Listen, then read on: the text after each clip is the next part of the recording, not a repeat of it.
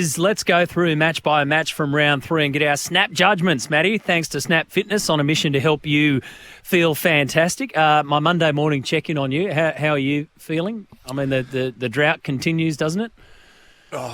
Mate, I'm clear-headed, but unfortunately, I'm enjoying the sobriety. Well, I was, but now feeling normal and fresh is the new normal for me. So I don't know. It's getting tough, Matty. Yeah. It's getting tough, and I'm walking past my two locals down there.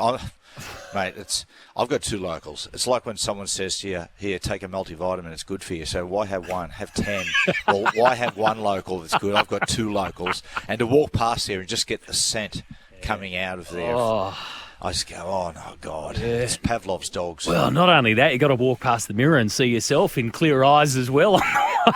Let's go through our snap judgments. Seagulls will go all the way back to 4 Pines on Thursday night. We've spoken about the performance of the Eels and touched on the Seagulls. Your snap judgment then on Manly for the rest of the season, these early days for Manly. They've got a big one coming up with the Bunnies.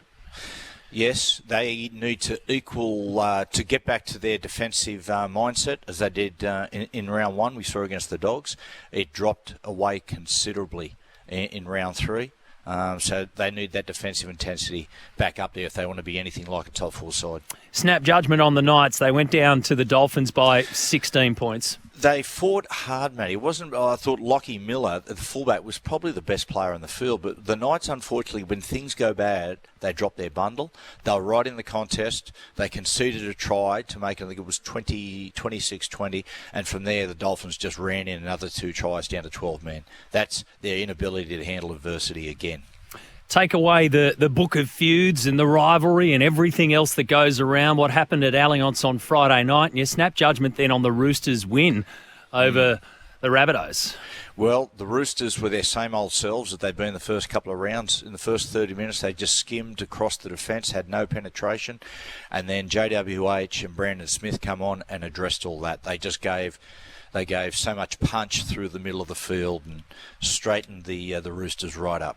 We'll do our Coach of the Year points in just a sec, but you got to. I mean, it's kind of hard, isn't it? Because Trent Robinson has achieved so much that he kind of falls into that category anyway, and probably gets lost a little bit sometimes. But the coaching masterstroke to do what he did with JWH and Brandon Smith, I reckon, has got to feature in that conversation. The Storm, Matty, your snap judgment on the Melbourne Storm right here, right now.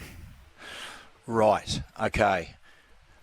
Craig Bellamy, what he alluded to at full time was, I'm trying to think what he said. I think it was there was a lack of care. It was a care factor, or you want to have a listen? Let's have a listen. Yeah, We've got okay. him. Here we go. They aren't on better than us, and with all due respect, our problem at the moment is the care factor seems very, very low. You would think it would have been better, yes. You might be able to tell me, because I'm not quite sure how to fix it. But as I said, to me, I think we sort of worked a little bit harder defensively today, so I thought that was an improvement. But they scored 18 points in 6 minutes, just before half time, then 2 after half time, and both of them come off errors. Like I said, the care factor seems not too important at the moment. Ooh, that's very un-Melbourne-like. That's really interesting, because if you listen to the coverage, one of the commentators, I don't know who it was, it might have been what, but they actually said that there were comments pre-game by Craig Bellamy that said that he was concerned about the game because after he gave them a blast after the loss the week before from the Bulldogs, he saw a reaction earlier in the week. However, at the back end of the week, he wasn't so sure where their heads were.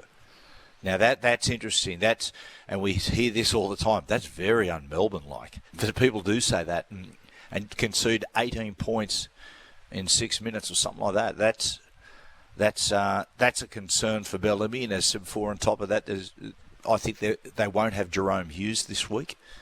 So before a ball was kicked in this competition, when you looked at the layer of depth and class that's been taken away from the Melbourne Storm, everything pointed to this being the toughest season that Craig Bellamy has had in charge of the Storm, and that's how it's transpiring. Yeah, and you wonder if that impact that he's always had, normally a Craig Bellamy spray equals a better result and better effort. But if this Craig Bellamy spray is going to equal care factor 0, that's an alarming outcome.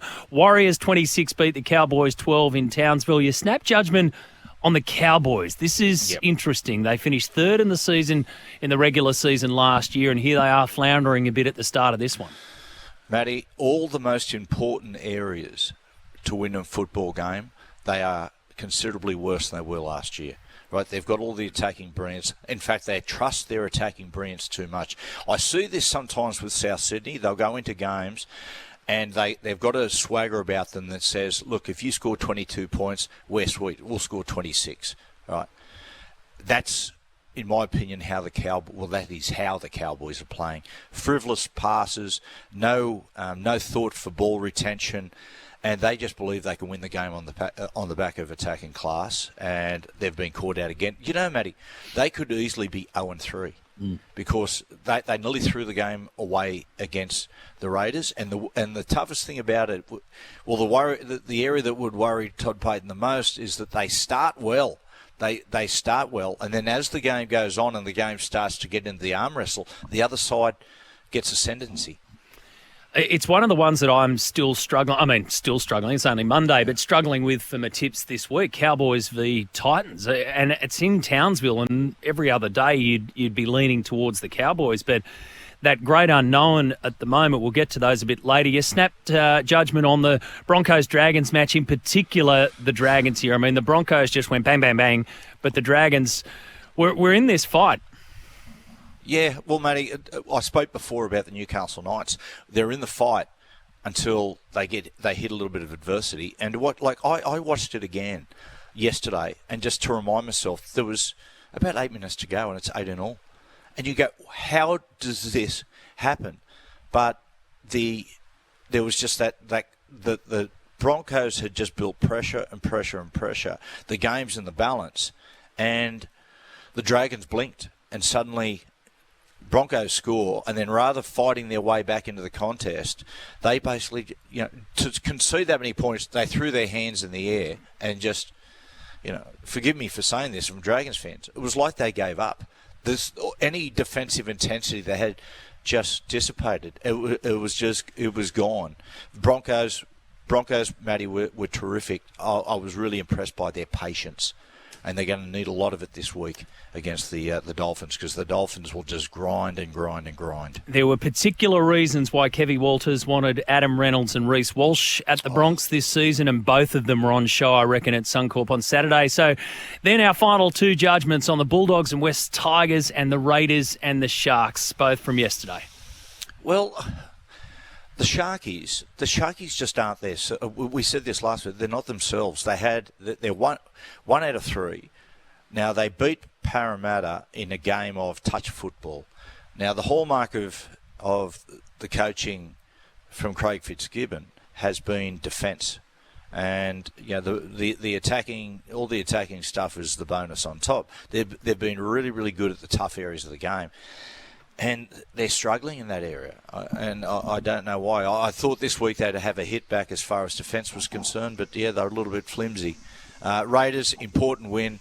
Well done to them. They had to win. You can see them in the sheds before the game. Ricky had them up for the contest. And well done to Cameron Soraldo. Really crucial in that game. There was a little tactical adjustment that got Matty Burton running the football more. Early in the game, he had Matty Burton standing outside of Kickow. Kickow was taking the ball, passing it to Burton for Burton to run, and it just got Matty Burton feeling himself run the football, getting half through, and that stimulated his game. And my first point about the Tigers were just totally out of sync. If you watch the game back again, there's a beautiful head-on shot where Dewey goes up and he's wanting his ball runner to hit a gap, and the ball runner hits the gap on the outside and they pick an intercept off. That is just miscommunication and a lack of understanding. Out of sync. Our judgments, thanks to